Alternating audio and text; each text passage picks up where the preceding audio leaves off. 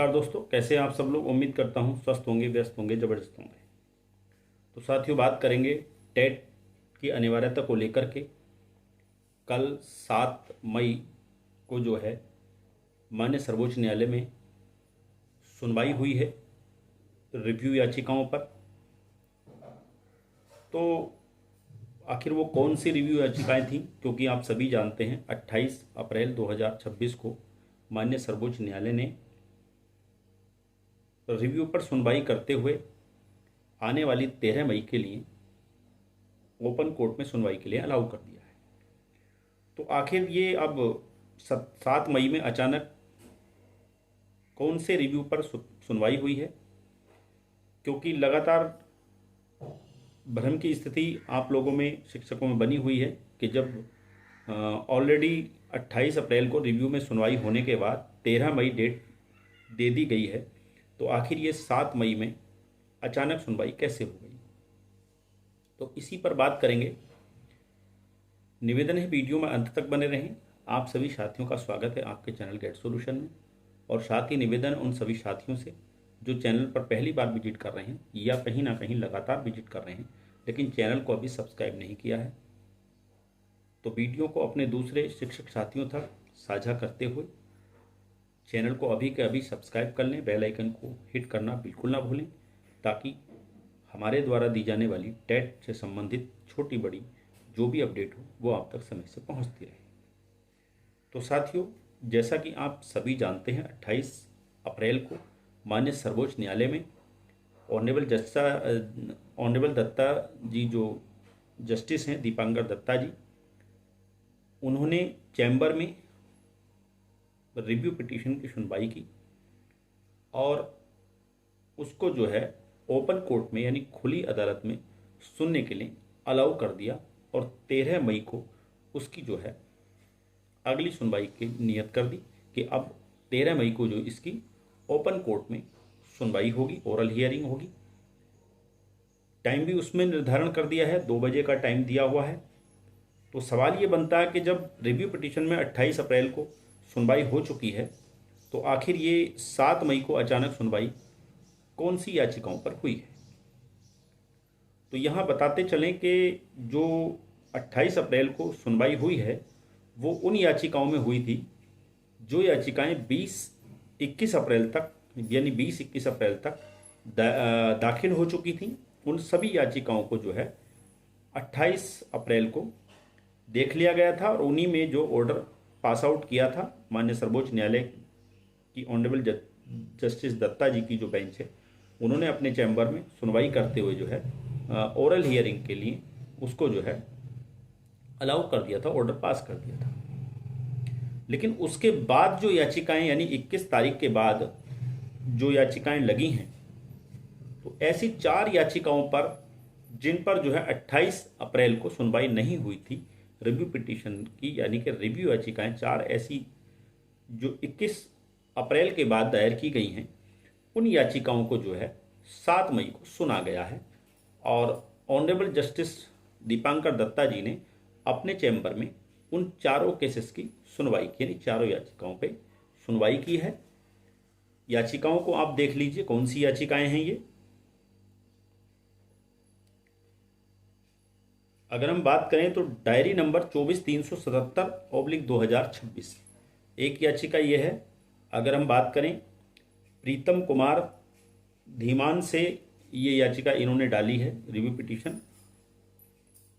और दूसरे हम बात करें केस की, तो दूसरी जो याचिका है उसका डायरी नंबर है 25,604/2026 और ये डाली है सुमन यादव ने।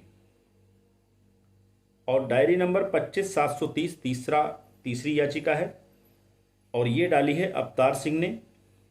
और अगली यानी चौथी याचिका जिस पर सुनवाई की गई है 26,320/2026, ये प्रमोद कुमार करके हैं, उन्होंने डाली हुई याचिका है। तो इस तरीके से ये 4 याचिकाएं जो हैं माननीय सर्वोच्च न्यायालय में दाखिल की गई 21 अप्रैल के बाद। तो ये 4 याचिकाओं पर जो है कल यानी कि 7 मई को ऑनरेबल जस्टिस दीपांकर दत्ता जी ने अपने चैम्बर में इन चारों याचिकाओं को देखा और देखने के बाद जो इनके साथ में एप्लीकेशन लगी हुई थी ओरल हियरिंग के लिए, खुली अदालत में सुनवाई के लिए, उसको जो है अलाउ कर दिया है और डेट भी उसमें जो है वो 13 मई दे दी है। और जो ऑलरेडी केस है, जो मेन केस है रिव्यू पिटीशन का, उत्तर प्रदेश सरकार की तरफ से जो केस गया हुआ है, जिसका डायरी नंबर 53-434/2025 जो है, उसी केस के साथ इसको जो है टैग कर दिया गया है। उसी के साथ अब 13 मई को इन चारों याचिकाओं की भी सुनवाई होनी है। यानी कि अभी तक जितने भी रिव्यू पिटीशन आ चुके हैं, 46-47 रिव्यू पिटीशन आ चुके हैं, उनकी सबकी जो है सुनवाई 13 मई 2026 को एक साथ 2 बजे का टाइम दिया हुआ है, उसमें होनी है। तो ऑर्डर की हम बात करें, जो ऑर्डर पास आउट हुआ है वो सेम वही ऑर्डर है जो ऑर्डर 28 अप्रैल को माननीय सर्वोच्च न्यायालय ने रिव्यू पिटीशन में दिया हुआ है। सेम वही लगभग है। अगर ऑर्डर पे हम बात करें तो ऑर्डर भी आपकी स्क्रीन पर है, उसको भी आप देख सकते हैं। 2 पेज का ऑर्डर है ये। अगर हम ऑर्डर पे जाते हैं तो 2 पॉइंट में 2 लाइनों में ऑर्डर दिया हुआ है। ऑर्डर में पहले लिखा है इन्होंने, application for hearing of the review petition in the open court are allowed. यानी कि पहली लाइन ये है कि जो प्रार्थना की गई है रिव्यू पिटीशन में कि इसकी सुनवाई जो है खुली अदालत में यानी ओपन कोर्ट में ओरल हियरिंग होनी चाहिए, तो उसके लिए जो है माननीय सर्वोच्च न्यायालय ने यानी कि ऑनरेबल दत्ता जी ने इसको अलाउ कर दिया है कि इसकी अब जो है ओरल हियरिंग होगी, यानी खुली अदालत में इसकी बहस होगी, सुनवाई होने वाली है। दूसरा पॉइंट इसमें दिया है, list the review petition along with review petition C diary number 53-434 of 2025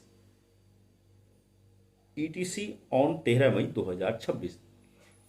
यानी कि इसका कहने का मतलब है कि लिस्ट कर दिया गया है, इस रिव्यू पिटीशन को लिस्टेड कर दिया गया है अलोंग विद, यानी कि साथ में कौन से, जो रिव्यू पिटीशन है 53-434, यानी कि जो उत्तर प्रदेश की याचिका जो मेन रिव्यू पिटीशन है उसी के साथ इसको जो है लिस्ट कर दिया गया, उसी के साथ इसकी सुनवाई की जाएगी 13 मई को।